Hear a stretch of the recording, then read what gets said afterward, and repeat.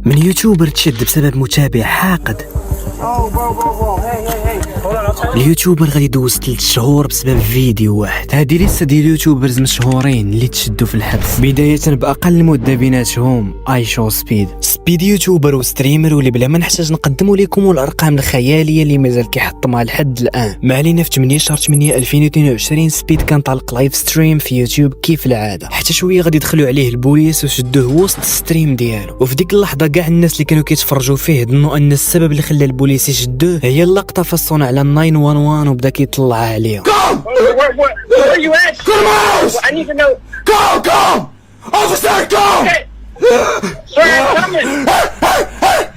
I can't, officer, go! ولكن الحقيقه اللي ما كان عرفها حتى شي واحد، سبيد ما كان صونع على البوليس اصلا، بل انه صونع على صاحبه وداروا هذه المسرحيه كامله. ولكن السؤال اللي غادي يجيك دابا، ان ما كان سبيد صونع على البوليس، علاش جاو عنده حتى للدار وشدوه؟ في الواقع الشخص اللي صونع على البوليس وبلغهم هو واحد من المتابعين ديالو، واللي للاسف بشي طريقه قدر يعرف العنوان ديال سبيد واستغل الكليب اللي كان شاد فيه بريكه وكيتمجنين في الستريم ديالو. داكشي اللي غادي يخلي البوليس يجيو عنده حتى للدار ويعتقلوه لمده 48 ساعه. ولحسن الحظ من داز 48 ساعه غادي يطلقوه ورجع كيستريمي كيف ما كان. فدابا غير شوفوا معايا، بسبب متابع حقود ومبرهش كان غادي يتسبب في النهايه ديال واحد من انجح ستريمرز واليوتيوبرز في العالم، حيت ما كنتوش عارفين عند الغرب هذه القضيه ديال المتابعين يبلغوا على اليوتيوبرز ولا ستريمرز منتشره عندهم بزاف. وشحال من واحد كلا العصا ديال بصح من عند البوليس بسبب بلاغ كاذب. اس سنايبر وولف وحده من اكبر اليوتيوبرز في العالم، اكثر من 32 مليون مشترك والفيديوهات ديالها كيتخطاو الملايين. ولكن خلينا نرجعوا شويه قبل ما تشهر وتولي معروفه. في 2013 سنايبر وولف ابلودات واحد الفيديو بعنوان قصتي مع الحبس، وفي عودت لنا ليستوار ديالها كيفاش دوزت اول قبضه في حياتها. في البدايه ديال الفيديو سنايبر وولف قالت لنا بلي مشات تقدا في السوبر مارشي كيف ما ديما، وهي خارجه غادي يوقفها السيكيوريتي باش يقلب ليها الصاك ديالها، ولكن هي غادي ترفض ودفعات ومشات كتجري للطوموبيل. سنايبر وولف كانت ثايقه في راسها بزاف انها ما دارت حتى شي حاجه غلط، ولكن السيكيوريتي والبوليس كان عندهم راي اخر، حيت غير تصوروا معايا نهار من بعد غادي يشدوا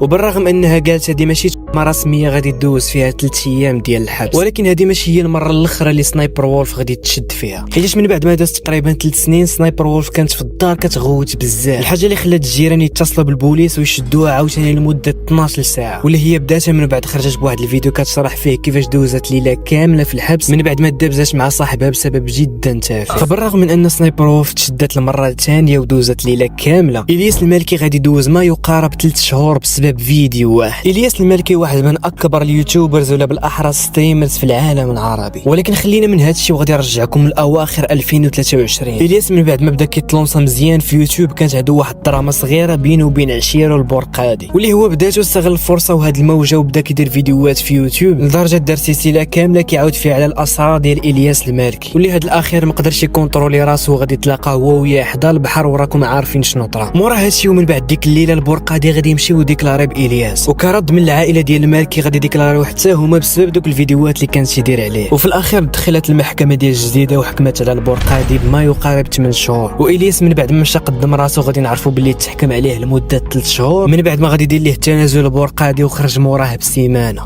انني انا وياه راه تم الصلح بيناتنا، راه درت ليه التنازل، راه عنده التنازل ديالو، عنده كل شيء، ما بغاوش يوصلوا هذه الفكره ديال ان كاين الصلح ولا كاين التنازل بيناتنا. الياس بسبب تافه دوز 3 شهور ديال الحبس، ولكن لحسن الحظ من بعد ما خرج غادي يرجع للستريمينغ وقدر يرجع الارقام ديالو بالدوبل، وزيد كاع ولا في المراكز الاولى في منصه كيك، عكس اليوتيوبر الجاي اللي غادي يدمر حياته بسبب فيديوهات اللي كانت يدير. راسات يوتيوبر اسباني بكثر من 1 مليون مشترك في القناه ديالو، والمحتوى اللي كانت يقدمه عباره على مقالب اللي متاكد ما غاديش تعجبك نهائيا، حيت على سبيل المثال واحد المقلب كان ابلوداه في 2017 عباره على انه كيجيب الاوريو وكيحيد ليه الكريمه اللي كتكون لداخل وكيبدلها بالدونتشي فريز، ومن بعد كيعطيها كادو لواحد من المتشردين اللي كيكونوا في الزنقه، والهدف ديالو على ما كان تيقول هو باش يخلي داك المتشرد ينقي سنانه. والحمد لله الناس كامله تقلبات عليه واتفقوا على اكثر من 120 الف عارضه باش تسحت القناه ديالو. وين حتى قلتي بلي هذا غير دري صغير وما كانش عارف شنو كان تيدير، بغيت نقول لك قبل من هذا البرانك دار واحد الفكره اللي مفربله ديال بصح، والفكره كانت عباره على انه كيجيب الخبز وكيعمرو بالبوراز ديال القطوط والكلاب، ومن بعد كيمشي يعطيه للناس كبار والدراري الصغار، وهذا الشيء كامل متقو مصورو في يوتيوب. الحاجه الزوينه اللي طرات في هذا الشيء كامل هو ريسيت القناه ديالو في يوتيوب غادي غادي توقف بشكل نهائي. والبنت ديال داك الراجل المتشرد اللي كنا ذكرناه في الاول طلع ليها الفيديو بشي طريقه ومشات رفعت عليه قضيه واللي سالات به ب 15 شهر ديال الحبس، بل انه كتسنى واحد الغرامه اللي كتوصل ل 20,000 يورو لذاك المتشرد. مع الرغم ان ريسيت دوز المده ديالو خرج 2020، ولكن 15 شهر اللي دوز غادي تبان قصيره مقارنه بستانيسلاف اللي غادي تحكم عليه ب7 سنين ديال الحبس بسبب المتابعين ديالو. ستانيسلاف يوتيوبر روسي وكان بعض المرات كيستريمي في منصه تويتش، والمحتوى اللي كان تيدير كان غير كيشاطي مع المتابعين ديالو واللي صيفط ليه شي دونيشن كيدير داكشي اللي بغا، تقريبا بحال الهيد ديال ستريمر ميلستروس. ستانيسلاف واحد الوقيته غادي يتعرف على واحد البنت اللي كانت عندها 28 عام، وتدريجيا بدات كتبان معاه في ستريمات ديالو، وباش يزيد التشويق ديال اللايفات كان ديما كيشرب وكيكون مفروح، الحاجه اللي خلات ناس جداد يدخلوا عنده ويصيفطوا له تبرعات بميساجات وطلبات غريبه. بحال واحد المره واحد خونا كان تبرع عليه ب $500 والطلب ديالو كان يجيب الحار ويرشوا ليها في عينيها، وبالفعل ستانيسلاف دارها وما تسوقش لصاحبته بالمره. ولكن في 2 ديسمبر 2020 غادي طرا واحد الحاجه اللي غادي تصدم كلشي على البث المباشر. ستانيسلاف غادي يجيه واحد دونيشن بقيمه $100، والطلب اللي كان فيه هو يخرج صاحبته لبرا ويسد عليها في البالكون. وراكم عارفين الجو كيفاش كيكون في روسيا وهي اصلا ما كانتش لابسه الحوايج مزيان. المهم فاش دازت نص ساعه كيف ما طلبوا منه غادي يمشي عندها باش يدخلها للدار، ولكن من يحل عليها البالكون غادي يلقاها ناعسه في الارض وما كتحركش. وغير باش نزيد نفكركم هادشي كامل طرا في اللايف وكلشي كان كيتفرج. من يحاول بكل الطرق باش يفيقها وما قدرش غادي يصوني على لومبيلونس، وفاش وصلت وحده من الطاقم لقات فالونتينا صاحبته تفنات بسبب البرد. من دازت 48 ساعه غادي يشدوه وبداو كيسولوه باش يعرفوا السبب اللي خلاه يخرجها لبرا، والجواب ديالو كان كيتمسكن عليهم، والحجه اللي عطاها هي كان شارب وما كانش عارف شنو كان تيدير. ولكن الحاجه الزوينه المحكمه ما غاديش تعتق معاه وغادي يحكموا عليه ب7 سنين ديال الحبس. 7 سنين اللي دوز ستانيسلاف غادي تبان كي والو قدام اليوتيوبر الجاي اللي ما غاديش يشوف الزنقه من هنا ل 50 سنه. جيرمان لورا كوستا يوتيوبر مكسيكي واللي ما معروفش بزاف حيت لاشين ديالو في يوتيوب ما كتعداش 5000 مشترك. المحتوى اللي كان تيبين للناس على انه موتيفيشن سبيكر، يعني في الفيديوهات ديالو كيعطي التحفيز للشباب باش يديروا الفلوس، وعطانا كاملين واحد الفكره على انه مالتي مليونير، وكان كيبين في القناه ديالو على انه شخص ناجح وكيمشي لاكبر المؤتمرات اللي كيعطي فيها الخطاب ديالو. ولكن للاسف هادشي كيبقى غير في السوشيال ميديا، داكشي علاش ما خصك تثق بحتى شي واحد اللي في السوشيال ميديا كيوريك انه مليونير وعايش حياه الرفاهيه، حيت مع الاسف ما عندناش معلومات كافيه على حياه جيرمان لورا الحقيقيه والشخصيه، لانه مع الاسف تصوروا معايا المتابعين اللي كانوا كيتفرجوا فيه وكيتموتيفاو منه غادي يتصدموا مني غادي يعرفوا انه من مورا الشاشات كانت عنده فرقه كامله، وداروا واحد الخطه باش يخطفوا واحد المحاميه ويطلبوا منه واحد الفيديو اللي كتوصل ل $100,000 بعمله البيتكوين. ولكن حيت عندها الزهر البوليس قدروا بشي طريقه يلقاو البلاصه فين كاينه قبل ما تعطيهم الفلوس ولا يديروا لها شي حاجه، وغادي يشدوا جيرمان لورا والفرقه ديالو كامله، وخاصهم يعطيو غرامه ماليه لديك المحاميه اللي كتوصل ل $25,000 للواحد. هادشي بلا ما نهضروا على المده اللي خاصو يدوزها جيرمان لورا بكثر من 50 عام ديال الحبس.